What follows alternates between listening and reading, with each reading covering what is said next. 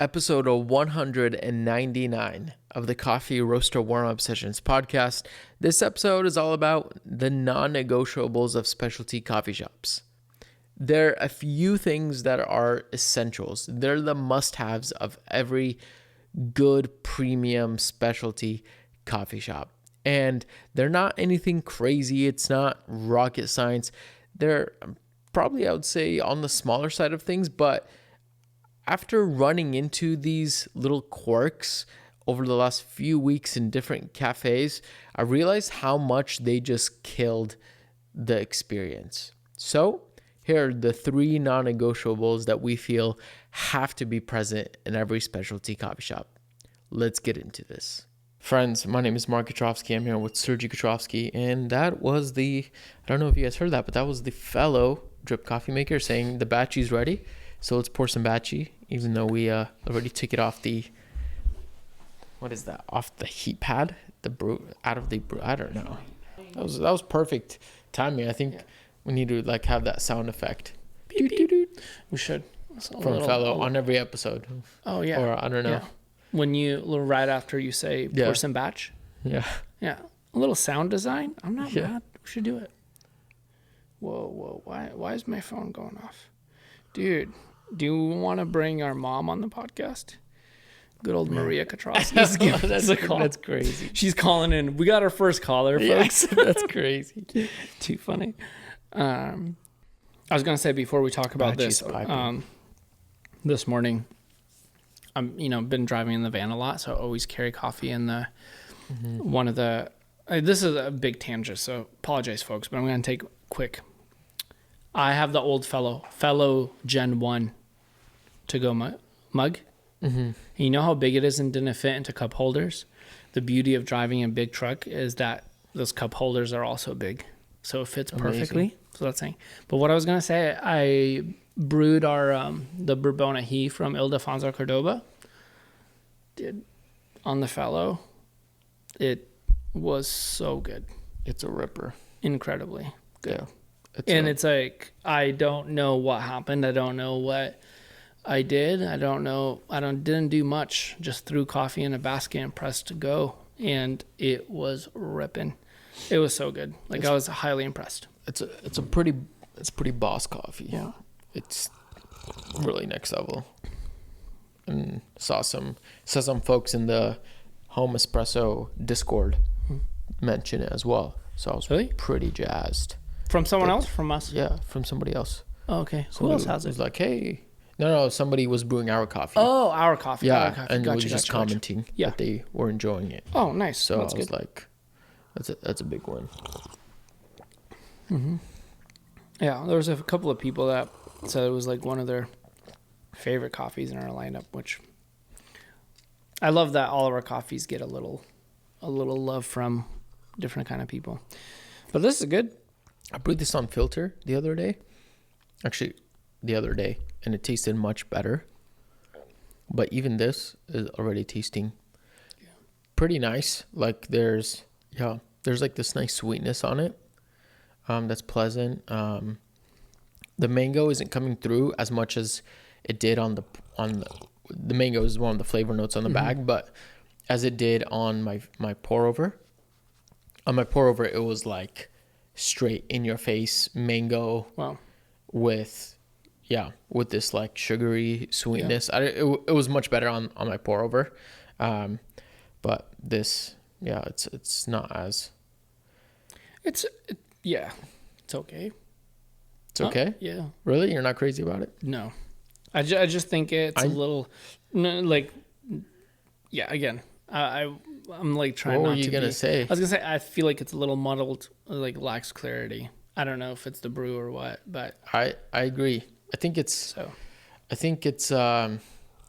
this is weird. It's delicate. My pour over was better again, but gauging off of this, the coffee's a little too dark. It has a little bit of in my opinion, has a little bit of roast on it. Mm-hmm. That it's a little harsh too. The harshness. Yeah, for sure. It's definitely more sweetness heavy, rounder. Mm-hmm. you're right that the complexity for sure could be a little more clear. I think, but I also think this is like, this green is really solid. Like, Gotcha. it's very nice. So Yeah. I have no idea what coffee this is an SL9 Oh. from Peru. Oh. So really interesting. Interesting. Yeah. I'll be honest, I don't think I've ever had SL9. Yeah, I would like to see this coffee quite a bit lighter. Yeah, I measured it on the reader. It was also pretty. Really? It's definitely more push than. Okay. Yeah. That aligns. But it also then. tastes. that Yeah. way. So Yeah. I don't know. Okay. I don't know. Should I say the? I don't know. Let's just say this is a well-known roaster. Yeah. From the United States. From the U.S. Yes. And arguably, they're a very solid They're roaster. very popular. A lot of multi-roasters have them. Yeah. Very popular. They're predominantly tasty. I've tried their coffee before. They're tasty.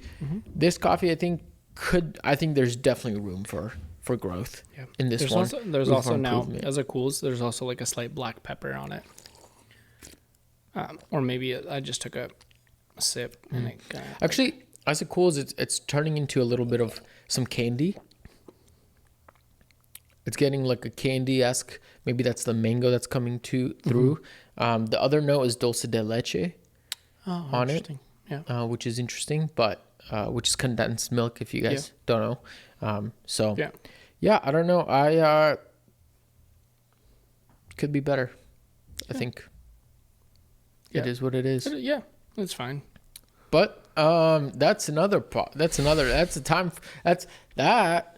is a topic for another episode.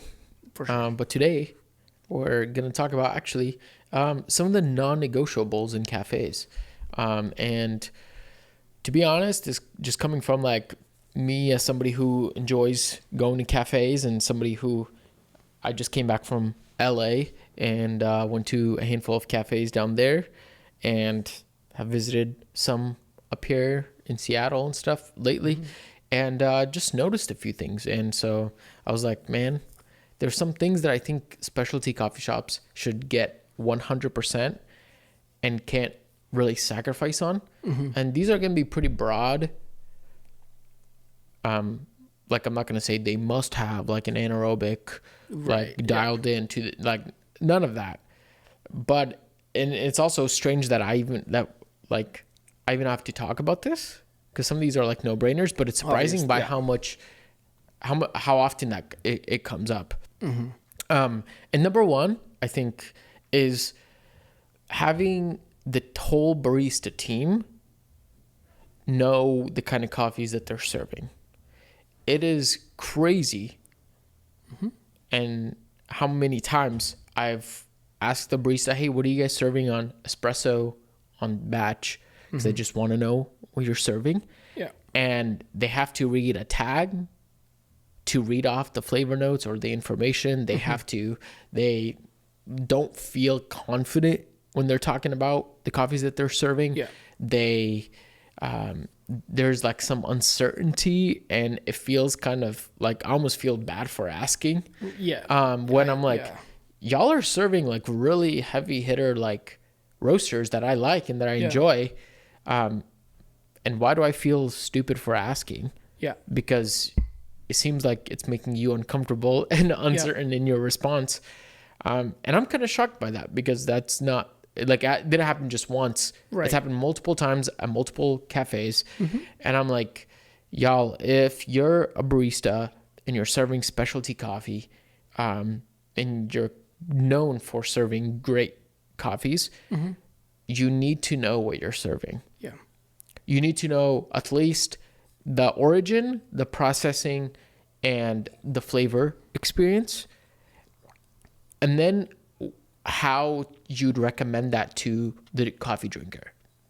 Yeah. I'm not even asking for knowing the producer, even though yes, you should, but knowing the producer, having a little bit, like just knowing what the flavor experience of this coffee is, so that you can also recommend, hey, like sometimes I'm like, I don't know if this coffee will taste good in a cortado. Mm-hmm.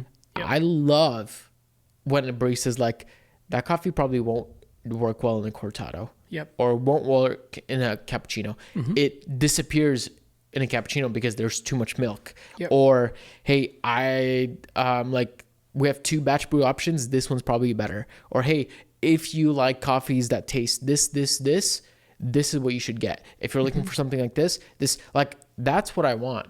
Yeah. And I think, yeah. Anyways. No, I think you're right on. For context and to maybe bring a little bit of clarity is when you're asking that question in the cafe, are you asking from the perspective of like you want that engagement, or are you asking from the perspective of like you walk into the cafe, you don't know where to look, and you're like, wait, what does this place serve? Because I think those two different, that depends on the perspective. You could have more of an insight on what's good and what's not. Does that make sense? So, like, for example, and the reason I'm saying this, for when I was behind the bar at Narrative, people would walk in, and you can gauge, like, there's your regulars, there's people who already know specialty coffee because you know what they do. They walk in and you can hear them talk. They're pointing towards this. You can pick up those little 100%. Social skills and already know what to expect, right? Or there's people that walk in very sheepishly. They're looking around and they're trying to figure out, like, what is this place, right? And I think in order to avoid the awkwardness, I would almost always, I would say, okay, I would notice that cue and I'd be like, hey, welcome, like kind of get their attention. And then I'll automatically say, hey, we have these menus here, or our coffee offering list is here, or this, and that. And be like, hey, take your time, look through them. Let me know if you have more questions than what's already on the menu, right? Because I think it does two things. Like what you're saying is like, I think that's a very knowledgeable like way to approach that, because one, you're allowing them control and like safety in the sense of you're like, I don't want to rush it. It would be, what if, take the flip side of that, what if someone would approach you, you walk in and they just start unloading about the amount of times Wilton Benitez changes his socks. You know what I mean? Like go with, and what I'm saying is like, what if they would unload too much information? And is there a thing that there's baristas who are not knowledgeable, and then there's baristas who are too knowledgeable? Well, I think I'm not looking for anything extraordinary. Yeah. I'm just, when I'm asking like, hey, what are you guys serving on espresso and what you're serving on drip? I just want to know what I'm getting. Yeah. Like it's like walking in to like a brewery and saying, hey, I just want a beer. Yes. And they have 20 options 20 on their like, yeah. That'd be weird. Yeah. I think that would be weird. It would be very weird. Yeah. So it's almost like, hey, I just want a coffee. Yeah. Like, no, I just want to know what you guys are serving so I can find what, sometimes they give me their espresso options and I'm like, I'm probably not going to enjoy that, that co-ferment on espresso, but I'll take that washed on drip. Yeah. Or the other way around, I hear something that they're serving on espresso and I'm like, oh, interesting. Maybe I'll just take a shot of that. Or, ooh, that kind of sounds interesting in a milk beverage. Yeah. I just want to know. So I think if I'm asking, if I'm asking the question, I'm hoping to get feedback, more insight. Yeah. As opposed to somebody who walks in, I know majority of people walk in and say, hey, can't just get a cap, because they're coming in, they already know what they want. Hey, I just want a black coffee, or hey, can I get a latte? And that's fine. I mean, you don't have to give them all the details, but if I'm asking like, hey, like, what are you guys serving on drip? And you're not sure. Yeah. I'm like, like this, I don't know. This is like your job. Like this is like, and especially, and I'm saying this, of course, like in cafes that are serving either really great roasters, or you're like a really like well-known roaster that does a really incredible job, and your barista just doesn't know. Yeah. Like exactly. Yeah. That's what I'm saying. I'm saying, I know that other cafes, you probably shouldn't have the same, but we're talking about like coffee shops that are specialty, that are serving really solid coffees Yep. from great roasters. Like, I just want, like, I don't know. Yeah, you're totally right. I feel that because like what I hear you saying is like you're not necessarily looking for someone to read you an encyclopedia or read the bio. You're looking for the base level. Like, please, you know your cafe. Like, I'm walking into your cafe. This is your space. Please give me a understand, especially if it's your first time. Give me at least some reference point to what I would enjoy. Yeah. And I think Just some. Yeah. And I was just at Dayglow, the new location in Venice, in California. And I really enjoyed my experience because I walked in, they have a pretty extensive menu. I asked a few questions and he actually gave me like a decent amount of information. But that good chunk of information that he gave me was very helpful because he just like the back of his hand was like, boom, this coffee you can get from Dayglow, roasted by Dayglow. This is how it's going to taste. This is what I'd recommend in a cappuccino. This is what I'd recommend here. Or out of filter options. This is like, good. And I was like, boom, you just gave me everything I need to know to buy the coffee, which I think leads us to the second thing is like great customer service. Yes. Yep. Like we've said that before on the pod, I'll take great customer service with okay coffee than extraordinary coffee with okay customer service. Yep. Something I've noticed is it's crazy how many times lately that I've walked in, I'm just a guest, and all the barista does is just look at me with a blank stare. Yeah. Almost makes you feel like, why are you here? Yeah, exactly. And that's why I was saying, like, what I like to do is like, man, and this is part of, I guess, great customer service is just part of bar intelligence. Like, because there is no script for great customer service, right? You can't say like, I guess there is a minimum, like you're saying, if someone walks in the door, smile and say hello, welcome, especially if it's a small cafe and you're like next to the door, like it depends. Sometimes if you're in a massive, 8,000 square foot cafe, it's really hard to yell across the whole thing and it's loud. But if you're in a small cafe and there's people walking in the door, at least acknowledge their presence in the room. And that really helps. On top of that, I know exactly what you're talking about when it comes to the stare. It's like you walk in and you're almost glared at, like, or waited for, like, dude, okay, remember that one time we were in a cafe in Portland, one of the cafes? Yeah. That's what I'm talking about. That was a scar. I never went back there. Yeah. And it's simply because you just feel attacked for ordering a coffee. Not to ask, like, what processing method on that, you know what I mean?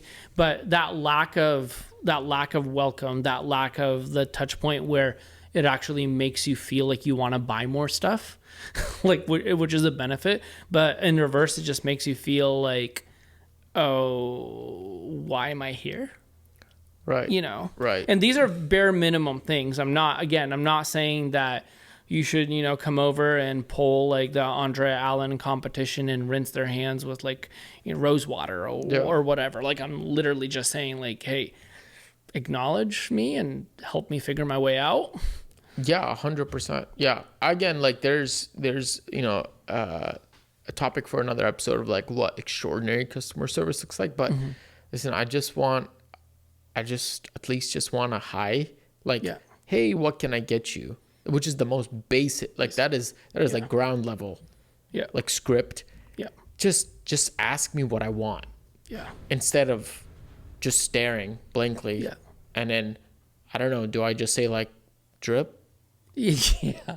Yeah, exactly. Drip, tap. Yeah. And then you're going to ask me for a tip. Yeah. Then you ask me for a tip. That's extraordinary, So, again, like, I mean, I'm not looking for anything extraordinary, but it has to, especially if you're in a specialty cafe, serving third wave coffee, serving extraordinary beans, either from your own roasted coffee or from a multi-roaster.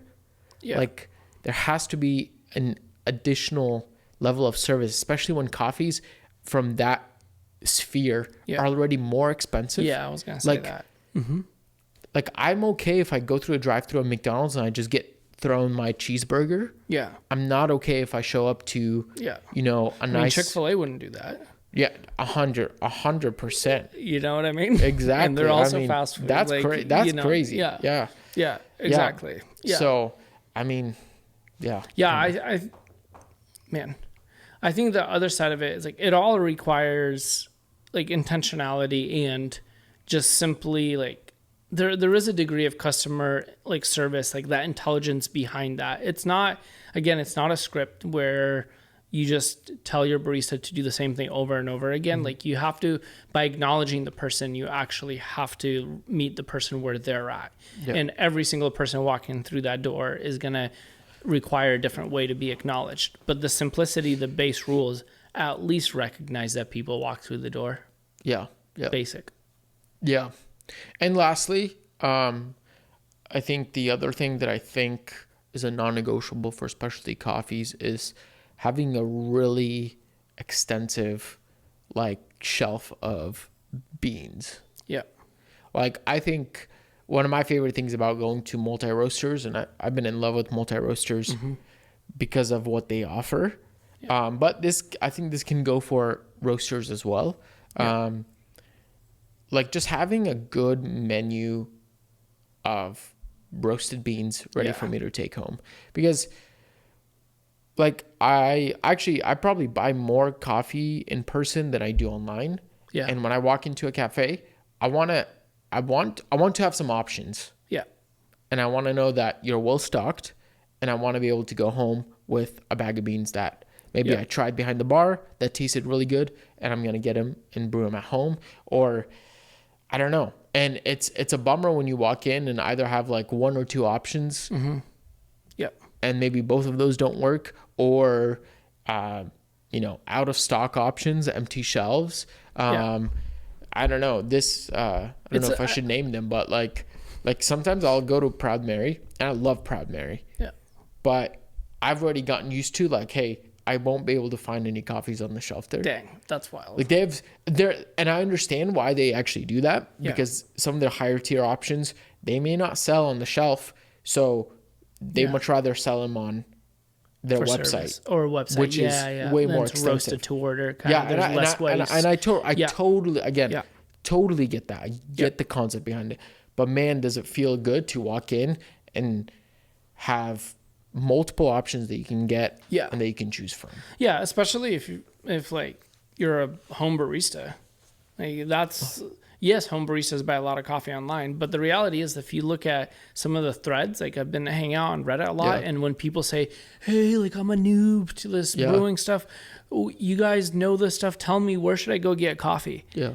And a lot of people, yes, they'll name a couple of roasters, but then they'll say, hey, if you have a local specialty coffee roaster or a local cafe that serves specialty, you should go in there and buy coffee there.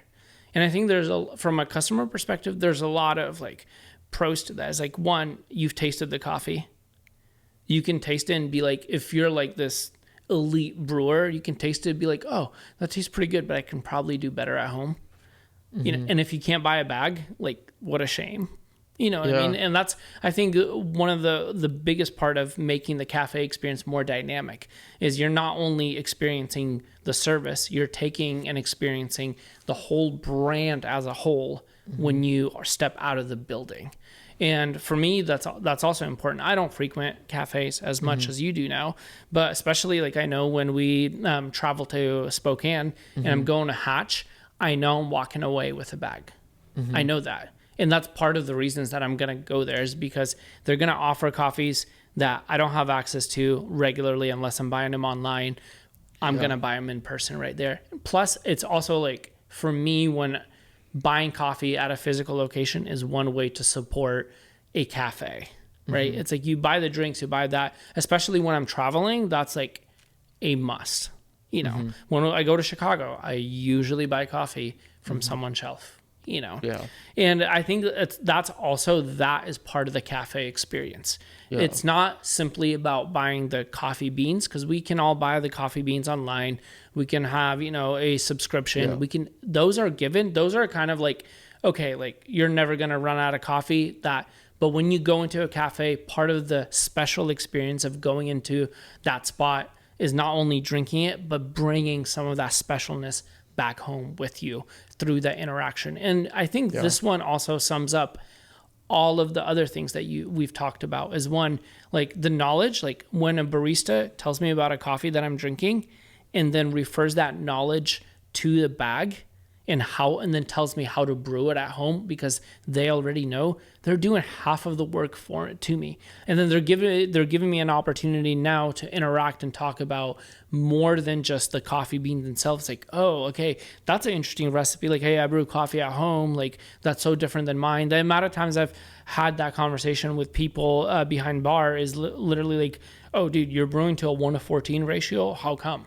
Like, you know what I mean? Mm-hmm. So like the whole coffee bag on a shelf, the reason it's a non-negotiable for me, because it ties all of the other things that we've talked about. You know, that's good hospitality is when I hear someone say, hey, if you like this drink, the beans for this drink are on that shelf.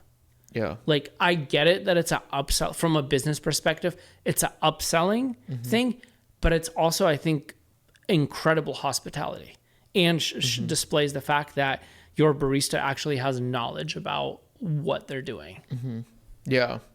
And I mean, this is already kind of going above and beyond, but like, especially if the coffees that you're serving behind bar can be purchased as a bag, that's great. Because sometimes I'm like, man, I don't know if I want to spend $25, $30 on a bag. Yeah, totally. But if I drink it, I'll try it and I do like it. Yeah. I'll go get it. Yeah. And that little bit of that connection between your behind bar menu plus your on the shelf menu, I think is just so nice. It's just so convenient. It's so, I don't know. It's just good. It's just good. That's all. Especially, I'm thinking like one last thing, I know we got to close this up, but in closing, it's like if Mirror ever has a cafe, like we've talked about this a lot, and we have like the way we separate or our categories are, timeless, eternal, and modern. And let's say we only are serving 2 coffees on bar. That most likely won't be it. But think about this, like, someone walks in, orders a coffee, they have a good experience, and then you follow up, hey, like that's from our modern category, that's from our modern collection. If you like coffees like this, here are all of our modern coffees. And there's like 4 other selections. Or like, dude, you love eternal coffees. Yeah. That even the way we've started creating that language in the categorization and like a collection, it's a collection of coffees, like to be like, oh, you love eternal coffees. Like you're a regular here. You've been coming in here for like, it's been like a few months. You always seem to choose the eternal collection. Why don't you choose some of the other eternal coffees here? Yeah. Yep. It's great, I think. Yeah. Alrighty, folks. That's a wrap. Thanks so much for joining us on another episode of the Coffee Roaster Warm-Up Sessions podcast. And as we always say, remember, reflect what's good.